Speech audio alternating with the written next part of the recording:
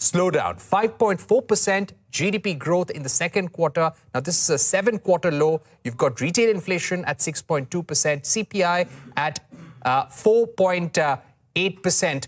Now, considering these immediate challenges in mind, what kind of a budget does India need to have a sustained growth path? Because this is something that everyone has been talking about, and the Indian government, the Prime Minister, is also working on a Viksit Bharat blueprint.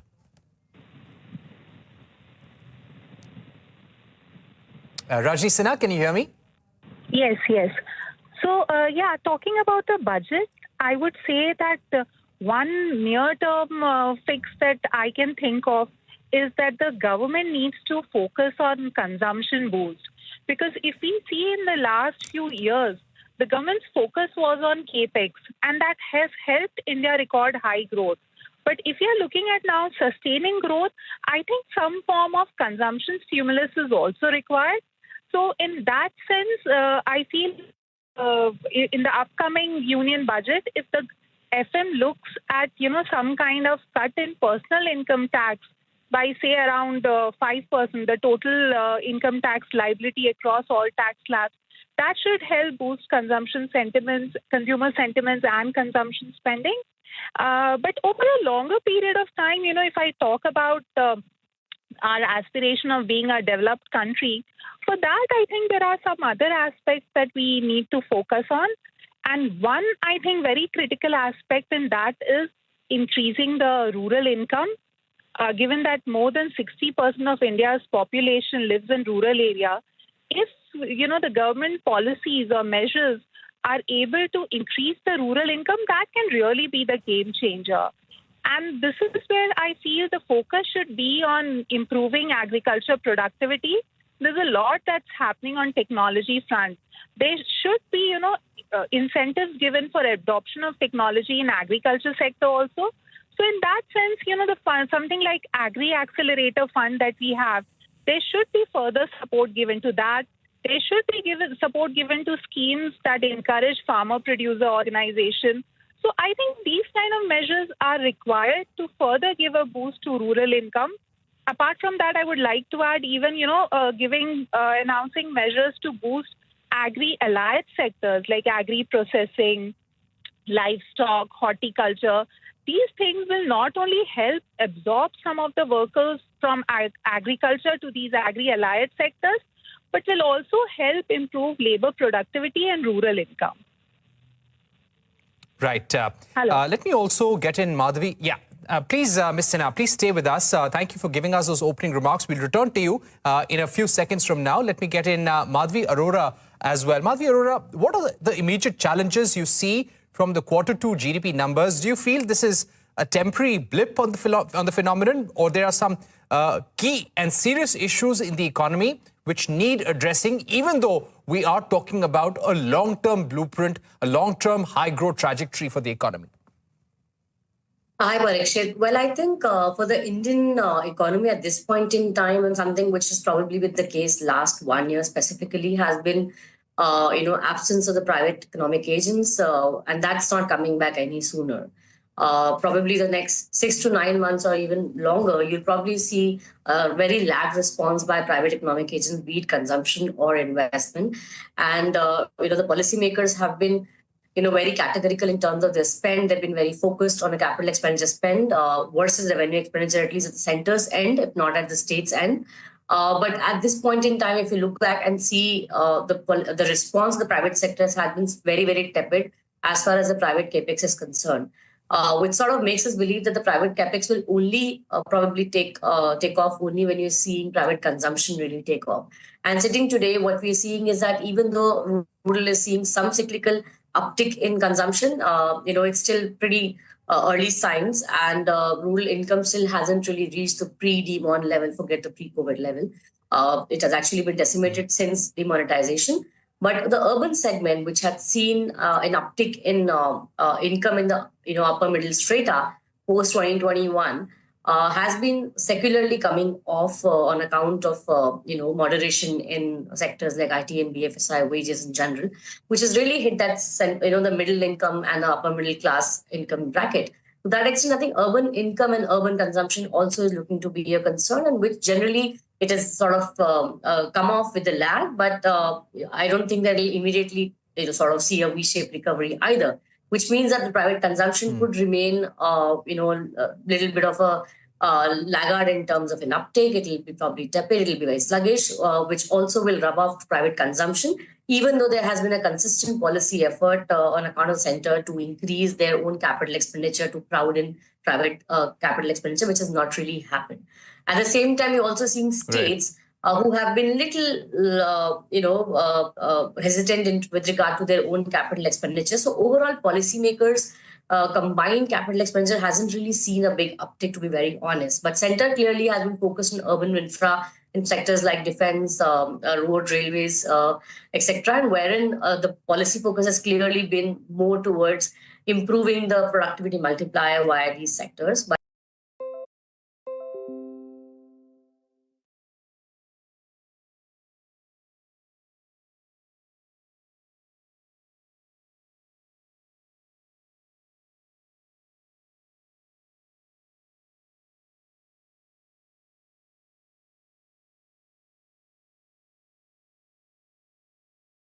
of private capex. It is something that the government is cognizant of. Now, having said that, what do you believe, Madhavi Arora, can be done in the union budget to unleash that ability to spend? One, if the industry does not see enough consumption potential, they will not put up additional capacity. Correct. If they don't see export opportunities, they will not invest. So what, according to you, could be the game changer initiative in the budget? I think it's a very tricky call because policymakers have been doing what they can. I think policy uncertainty is one thing that really bothers private sector guys in terms of putting in their expanding their businesses or expanding their capital expenditure. What essentially is happening on the global front with regard to what could really take place in terms of tariffs, in terms of the external demand. I think that also will weigh on their thought process. So I think to some extent, central policymakers would have very limited role to play in the immediate run. All they can do is probably, give some impetus to urban consumption. But again, you don't want a policy budget which is very biased towards consumption, because that's not has been the policy prerogative of this government, at least on papers. I think they would still like to focus on the capital expenditure from their end.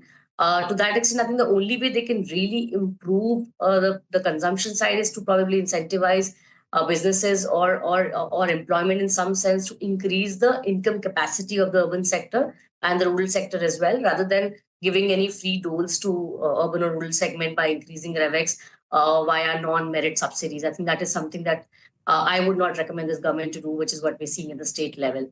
So I don't think the government would, at the center at least, will be taking that route either. But it'll be a very difficult policy choice for them, because while we may see relatively softer interest rate in the at the margin, I think higher inflation, low certainty with regard to the growth trajectory in general, and global dynamics, which are looking very patchy in terms of their own decision making, would also play a very important part, apart from just an event effect of budget per se.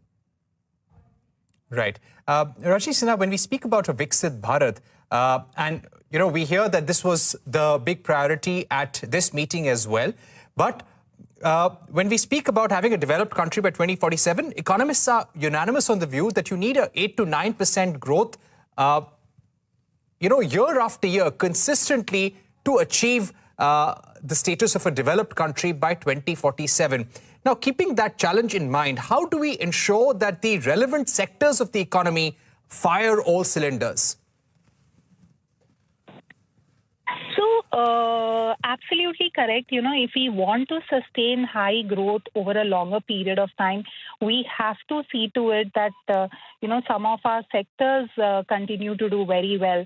So here, I think what can really help is if the government identifies few sectors that have high export potential and are labor intensive, say pharmaceutical sector, electronics, auto ancillary, textile, leather. So identify some of these champion sectors and create whole ecosystem to attract investment in these sectors.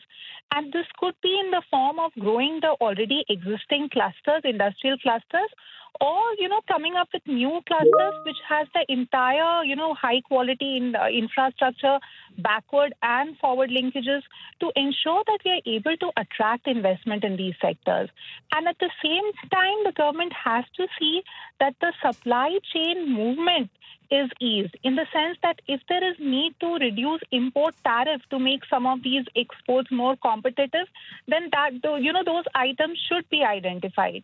Or when I say the whole ecosystem should be created, including having skilling institutes, incentivize corporates to build up skilling institutes in these industrial corridors, so that the skilling is customized as per the requirement of these, specialized industrial corridors, and the workers there can be directly absorbed. So I think this is one model. It was, in the last budget, FM spoke about, building some new industrial clusters. So I think the focus on this should grow. This is a model which many of the East Asian countries have adopted, and it has worked there. So I think the government should focus on this model going forward. Right. Now, when it comes to job creation, there were 3 schemes which were announced in the budget in July. What further impetus do you need? Because looking at the political situation in the country, the situation of farmers, the situation of jobs, the lack of skilled jobs, that is always a major political point in election after election. Now, how do we ensure that both the public and the private sector can create more jobs? The CA in the past, in reports, has urged the private sector to come out and take responsibility of employing more people in the country. But how do we do that? So, and actually to add to what you said with automation and digitalization that has come into the picture, that makes it that much more difficult for the private sector to absorb more people. Here, I think we have to go to the root. And again, I would say look at agri sector, because that is the main employment. Large part of the workforce is employed there. So what can we do to improve the productivity there? Second, what can we do to move the workers from agri sector to other sectors? Specifically, the easy movement would be to agri-allied sector. So giving a push to these sectors will help. Secondly, support to MSME segment, because the other big chunk of employment generation happens in this segment. So if the government is supporting MSME segment, which there is a lot happening on that front, but that will also help in employment generation in this segment. And then the other critical piece in this is skilling institutes, because what is happening is that even if there are jobs created, if there is demand for jobs, we do not have people adequately skilled to be absorbed.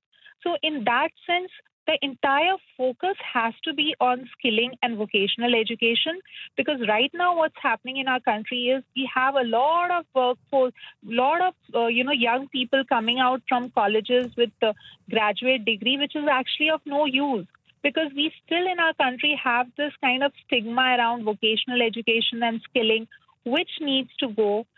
We need to have skilling at a very, really up that game to ensure that people are adequately skilled to be absorbed in when there is demand for jobs, there are people adequately skilled for those jobs.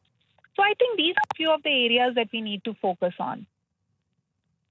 Right. Need to really up our game on skilling to ensure adequately skilled people are ready for a future-ready workforce. Rashi Cinema, Madhavi Arora, thank you very much for joining us on the program to discuss the key meeting that took place in Niti Aayog today, your recommendations for the budget and also for a Viksit Bharat or developed nation by 2040.